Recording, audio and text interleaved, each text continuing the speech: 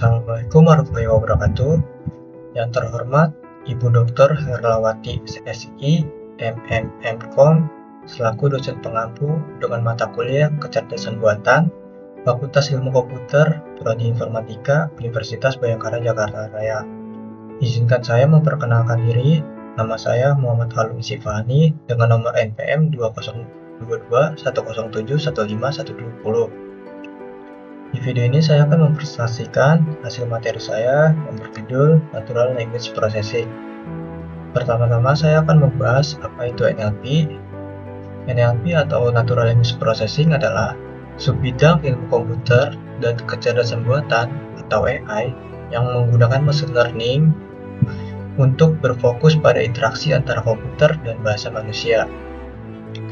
Adapun beberapa tugas-tugas NLP, yang pertama ada language generation, yang dimana tugas ini menghasilkan teks baru berdasarkan prompt atau konteks tertentu, seperti menghasilkan teks untuk chatbot, asisten virtual, atau bahkan penulisan kreatif. Yang kedua ada answering questions, yang dimana tugas ini dapat merespon pengguna yang mengajukan pertanyaan dalam bahasa alami tentang topik tertentu. Yang ketiga ada text classification. Tugas ini dapat menganalisis teks untuk menentukan sentimen atau nada emosional penulis. Misalnya, apakah teks tersebut menyampaikan sentimen positif, negatif, atau netral. Yang keempat ada sentimen analisis, yang dimana tugas ini mengelompokkan teks ke dalam berbagai kategori atau topik, seperti mengkategorikan artikel berita menjadi politik, olahraga, atau hiburan. Dan yang terakhir ada machine translation, di mana tugas NLP ini dapat menerjemahkan teks dari satu bahasa ke bahasa lain, seperti dari bahasa Inggris ke bahasa Indonesia. Adapun beberapa manfaat NLP untuk industri dan aplikasi. Yang pertama ada otomatisasi tugas yang berulang, yang dimana manfaat ini sangat berguna dalam mengotomatisasikan tugas-tugas sepenuhnya atau sebagian seperti dukungan pelanggan, entry data, dan penanganan dokumen. Yang kedua ada analisis set data yang ditingkatkan, yang dimana manfaat ini dapat meningkatkan analisis data dengan memungkinkan ekstraksi insight dari data teks tidak terstruktur, seperti ulasan pelanggan, kiriman media sosial, dan artikel berita. Yang ketiga ada pencarian yang ditingkatkan, yang dimana manfaat ini memberikan pencarian dengan memungkinkan sistem memahami maksud dibalik pertanyaan pengguna, memberikan hasil yang lebih akurat dan relevan secara kontekstual.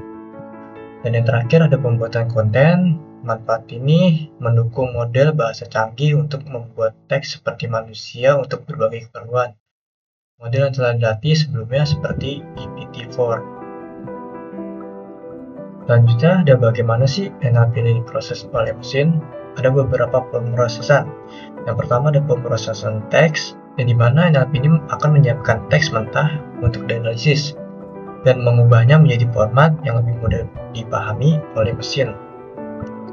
Yang kedua ada ekstraksi fitur, yang dimana proses ini dapat mengubah teks mentah menjadi representasi numerik yang akan selanjutnya dianalisis dan ditafsirkan oleh mesin. Yang ketiga ada analisis teks, yang dimana proses ini dapat melibatkan penafsiran dan ekstraksi informasi yang bermakna dari data teks melalui berbagai teknik komputasi. Dan yang terakhir ada pelatihan model, yang dimana proses ini dapat digunakan untuk melatih model machine learning yang akan mempelajari pola dan hubungan di dalam data tersebut. Adapun implementasi NLP, yang pertama ada tokenisasi, yang merupakan proses memecah teks menjadi unit kecil. Sebagai contoh kalimat, saya sangat senang belajar pemrograman. Kalimat tersebut akan dipecah menjadi unit kecil. Contohnya akan menjadi seperti kalimat, saya sangat senang belajar pemrograman. Implementasi selanjutnya ada stemming, yang dimana proses ini menghilangkan input kata sehingga hanya menyisakan bentuk dasar atau akar katanya. Dengan contoh kalimat, saya sangat senang belajar pemrograman, dan akan menjadi kata senang akan tetap menjadi senang karena kata senang adalah kata imbuhan. Selanjutnya ada kata belajar yang akan menjadi kata ajar. Ada kata pemrograman yang menjadi program. Maka kalimat tersebut akan menjadi saya sangat senang ajar program. Dan implementasi terakhir ada analisis sentimen, yang dimana proses ini menentukan emosi dalam sebuah teks seperti positif, negatif, atau netral.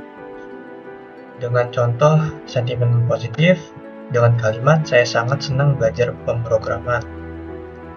Kenapa dapat dikatakan sentimen positif?